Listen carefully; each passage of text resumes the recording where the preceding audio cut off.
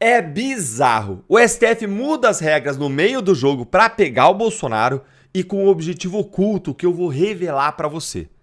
É isso mesmo, gente. Imagina um juiz que decide mudar as regras de uma partida de futebol no meio do jogo, com ele acontecendo, para garantir a vitória de um time. Pois é exatamente isso que o STF acabou de fazer. O Supremo decidiu por 7 votos contra 4 que ele pode continuar julgando autoridades mesmo depois dessas autoridades deixarem os seus cargos, contrariando o entendimento que ele próprio tinha adotado em 2018, dizendo que a lei e a Constituição determinavam de um jeito, mas agora, veja bem, não é mais assim. É o tal do foro privilegiado eterno. E qual que é a justificativa para essa mudança repentina? É a mais óbvia, é garantir que o tribunal continue com as rédeas do processo contra o Bolsonaro e contra os outros réus do 8 de janeiro. Só que não é só isso não. Tem um outro objetivo, uma outra finalidade oculta, que é gravíssima e que pouca gente está vendo. É uma carta especial que o STF está colocando na sua manga para aumentar os seus superpoderes. Assiste aqui que eu vou te contar lá no final. E se você acha que essa mudança que você já está vendo foi o jogo sujo do STF contra o Bolsonaro, você não tem ideia do que eles estão preparando para o futuro e eu vou mostrar para você. Então lê comigo aqui essa matéria que mostra essa mudança do entendimento do STF. Olha aí. STF amplia foro especial e enfraquece a tese da defesa dos denunciados por trama golpista. Novo entendimento, muda o entendimento de 2018 e mantém no Supremo a investigação contra autoridades que deixaram seus cargos. Então, gente, já faz tempo que o Supremo tem sob a sua jurisdição o caso de Bolsonaro e dos outros integrantes do 8 de janeiro, mesmo sem que eles tenham foro privilegiado.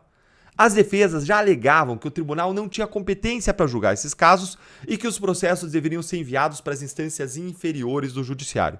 E estão certíssimas as defesas. E por que isso é grave, Deltan? As regras de competência, elas são mais do que regras de divisão de trabalho. Elas garantem que você vai ser julgado por um juiz que a lei já previa que julgaria um fato criminoso antes do fato acontecer. Isso para evitar que seja designado um juiz depois do fato, especialmente para ferrar você. A gente chama esse juiz designado pela lei antes do fato de juiz natural. Ah, Deltan, tá muito complicado, explica melhor aí. Olha, gente, se você for acusado de matar alguém em Curitiba, todo mundo sabe, porque a lei assim estabelece de antemão, que você vai ser julgado por um dos juízes do Tribunal do Júri de Curitiba, que vai ser definido por sorteio, porque assim, a lei diz assim. E esse juiz é o juiz natural do seu caso.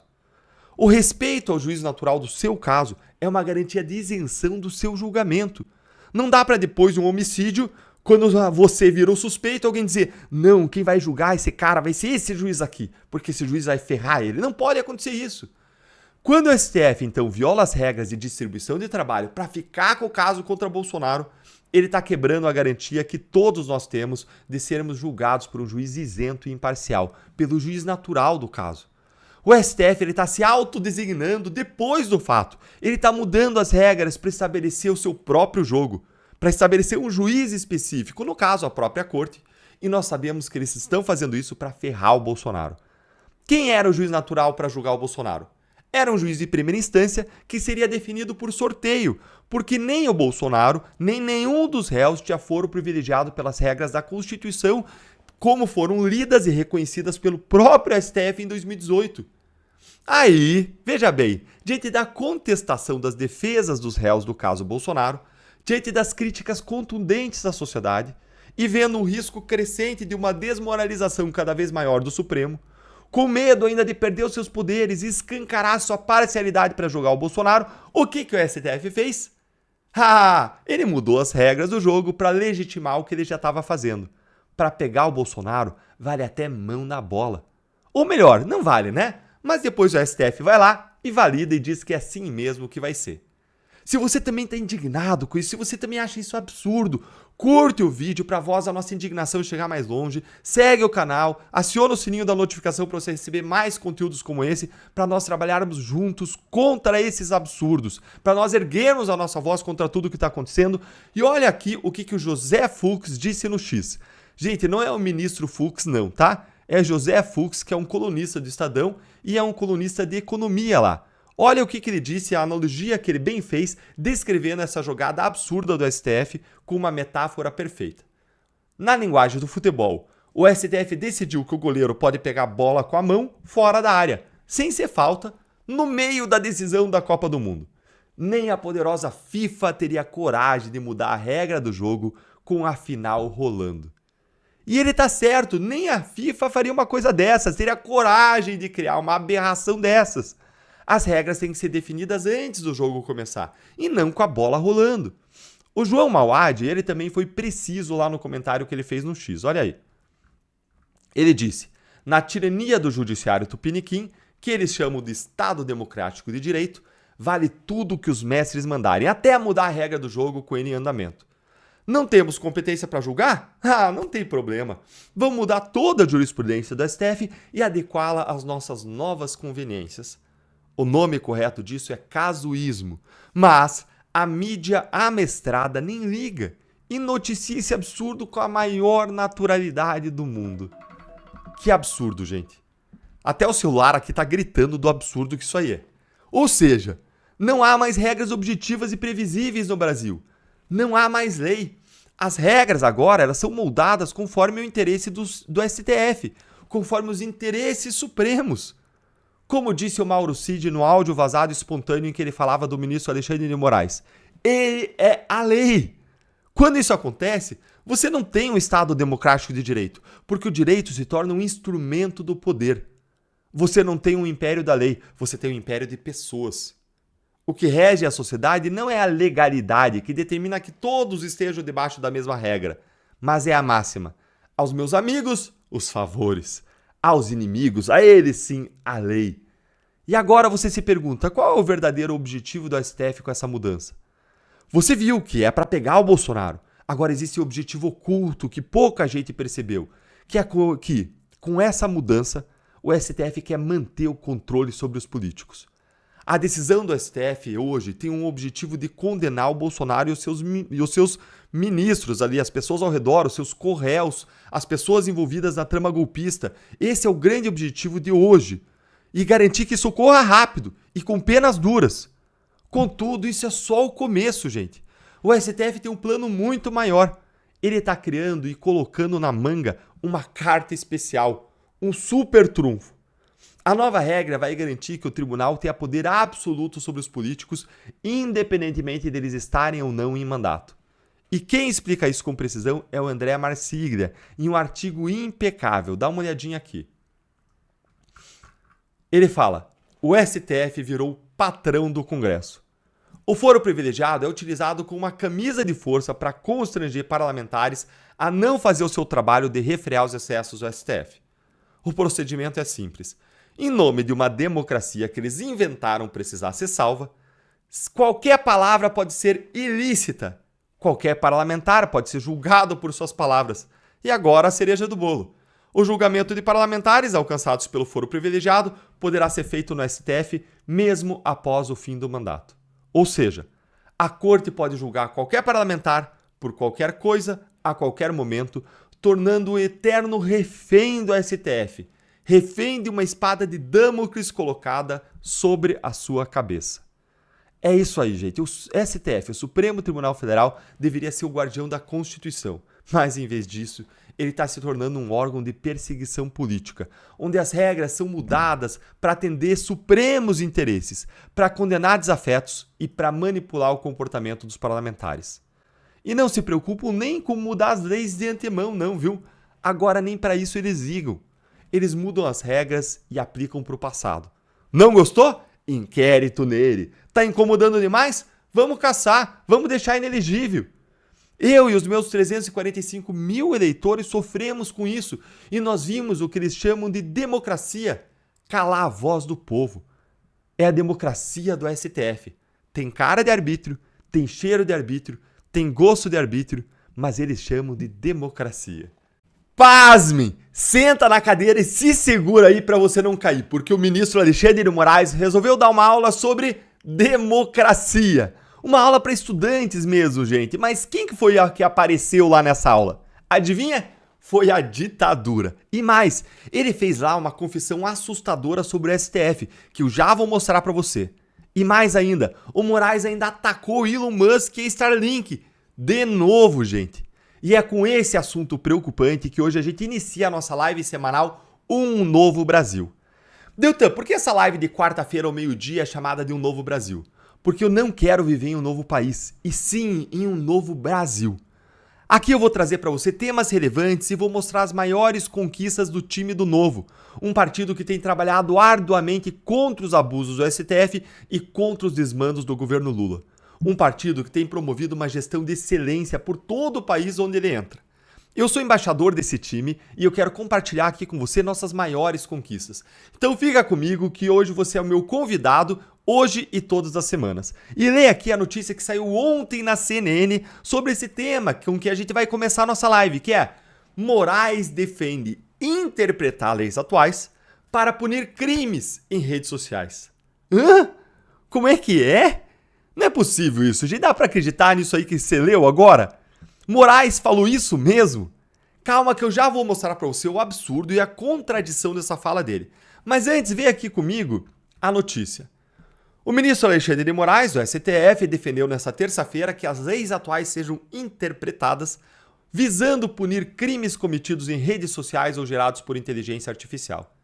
As declarações foram dadas durante a aula inaugural do MBA em Defesa da Democracia e Comunicação Digital da FGV em Brasília. Gente, aqui um pequeno adendo. Uma aula sobre defesa de democracia com Alexandre de Moraes? O homem em risco de ser marcado como violador de direitos humanos pelos Estados Unidos e pela Comissão Interamericana de Direitos Humanos? Só pode ser brincadeira, né? O advogado André Marcília, lá no X, fez piada com isso, porque nessa aula estavam, além de Moraes, o agil Jorge Bessias e o diretor da PF, Andrei Rodrigues. E aí, o André Marcília perguntou: quem é que tá faltando nessa sala aí? A democracia, é claro, né, gente?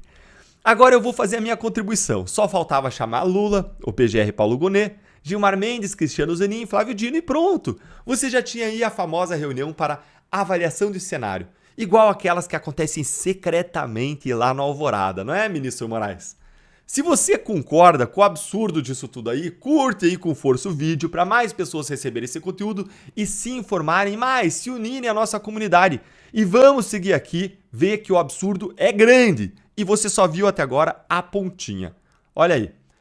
É por isso que cursos como esse são importantes para conscientizar... Opa, não estou mostrando aí, olha na tela aí. É por isso que cursos como esse são importantes para conscientizar as pessoas em relação aos operadores de direito para que possamos utilizar a legislação atual para coibir. Se vier uma nova legislação, ótimo. Mas se não vier, nós não viveremos um momento de anomia. Basta uma simples interpretação. É um meio de comunicação? É. Basta interpretar. O direito é interpretação, disse o ministro. Gente, vocês têm noção do tamanho da confissão que o Moraes fez aqui, de que ele está cometendo várias ilegalidades? Eu acho que nem o ministro se tocou.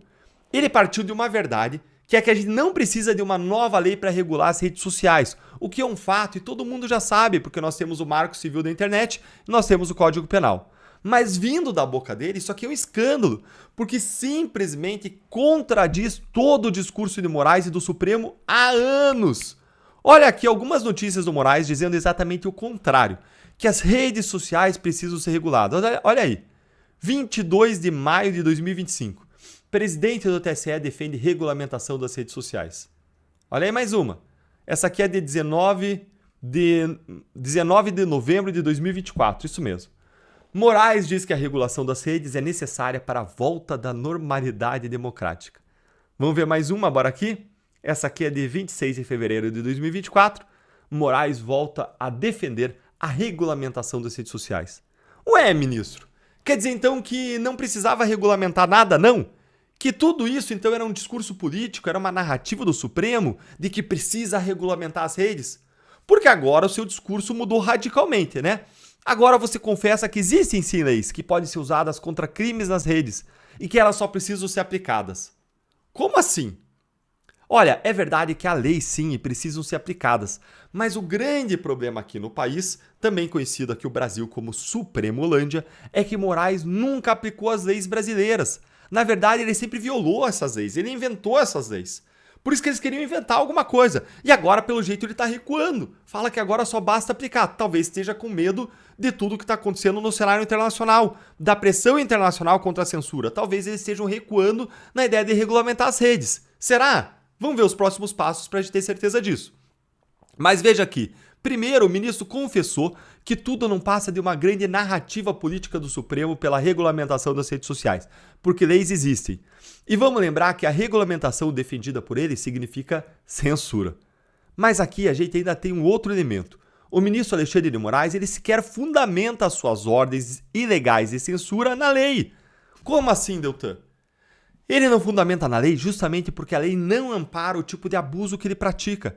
Então ele não tem lei para fundamentar suas decisões. Basta ver, como exemplo, as decisões contra o monarca e outras que foram vazadas nos arquivos do Congresso americano. O Moraes ele não fundamenta as decisões de bloqueio, as ordens, em um único artigo de lei. Pelo contrário, ele inventa crimes e ilícitos que não existem, como o discurso de ódio, ataque ao sistema eleitoral e às instituições. Isso aí não existe na nossa lei. E aí ele usa aqueles clichês alexandrinos famosos do tipo liberdade de expressão não é liberdade de agressão. E isso sem falar no fato de que o Moraes manda bloquear contas inteiras nas redes, algo que é proibido pelo Marco Civil da Internet. Ou seja, tá tudo errado. Você tá impressionado? Calma que vem coisa pior. Mas essa análise aqui já está sendo útil para você entender? Tem ajudado você a entender como o Moraes se contradisse e mentiu esse tempo inteiro ao dizer que nós precisamos regular as redes, quando sempre tivemos leis sobre isso, mas que nem ele, nem o STF aplicam e pior, na verdade eles violam. Se você está entendendo essa contradição, com agora o Moraes vindo dizendo que não precisa de leis, já é só aplicar as leis. Se você está entendendo, então curte aí o vídeo e vem comigo aqui porque eu vou te mostrar algo ainda pior. Nessa mesma aula que eu mostrei para você, o Moraes ainda atacou a Starlink, uma empresa que é parte em processos decididos pelo próprio Moraes no próprio Supremo. Como isso é possível, gente? Olha aqui a Folha de São Paulo, o que ela disse. Olha aí, ó. Moraes critica Starlink. Opa, deixa eu mostrar lá para você. Olha lá. Moraes critica Starlink de Musk e fala em ameaça à soberania nacional. O ministro Alexandre de Moraes, do STF, afirmou nesta terça-feira que a Starlink, empreendimento do bilionário Elon Musk, é um projeto de poder. Teorias conspiratórias, né? Cheira aquelas teorias conspiratórias da esquerda. De acordo com ele, até o momento o Brasil manteve a soberania nacional porque as Big Techs dependem das antenas de cada país. Assim, com o projeto de satélites de baixa órbita, a empresa conseguiria avançar sem responder à legislação nacional. Por enquanto, nós conseguimos manter a nossa soberania. É uma questão de soberania nacional. E a nossa jurisdição, porque as Big Techs necessitam das nossas antenas e dos nossos sistemas de telecomunicação. Por enquanto, afirmou. Gente, o ministro do Supremo está aqui atacando o investigado dele mesmo, o Elon Musk, e as empresas desse investigado, que são partes em processos na corte. E com um discurso que tem o mesmo som daquelas teorias conspiratórias da esquerda. Agora, olha isso aqui, porque piora ainda mais. Não é por outros motivos que em uma das redes sociais tem como sócio uma outra empresa chamada Starlink e que pretende colocar satélites de baixa órbita no mundo todo para não precisar das antenas de nenhum país. No Brasil hoje só tem 200 mil pontos. A previsão é chegar em 30 milhões de pontos no Brasil. E aí não adianta cortar a antena, disse o ministro. É um jogo de conquista do poder, sendo feito ano após ano, e se a reação não for forte agora, vai ser muito difícil conter depois. Olha, gente, é difícil e é cansativo ver o ministro Alexandre de Moraes fazendo tantos absurdos diariamente com impunidade e pior, com essa passividade e até colaboração da nossa imprensa. Um ministro jamais poderia estar atacando um réu, empresa ré, pessoa física réu, Elon Musk, jamais poderia, isso torna ele suspeito. Que é isso? Agora, nós do Partido Novo, nós não desistimos de lutar contra esses abusos e nem nós temos medo dos donos do poder. Tanto é que a gente sempre se opôs ao PL da censura, conhecido aí pela esquerda como PL das fake news, mas que na verdade objetivava censurar, estabelecer um ambiente em que a censura fosse admissível. Esse PL da censura que o Moraes e o STF queriam aprovar. E a gente se opôs desde o começo, eu estava ainda lá na Câmara naquele momento. E o Novo sempre se opôs a isso. Mais ainda, quando o Moraes baniu o X do Brasil, a gente fez isso aqui, ó. Dá uma olhadinha aí, ó. Novo envia notícia-crime contra Alexandre de Moraes à PGR, noticiando abuso de autoridade, noticiando crimes de responsabilidade. A gente fez isso e faz o tempo todo. E a gente fez isso não porque a gente é ingênuo e a gente acredite que essa PGR de aliados de Moraes vai fazer algo contra ele, mas porque a gente tenta de tudo mesmo, para defender a sua liberdade e a da sua família.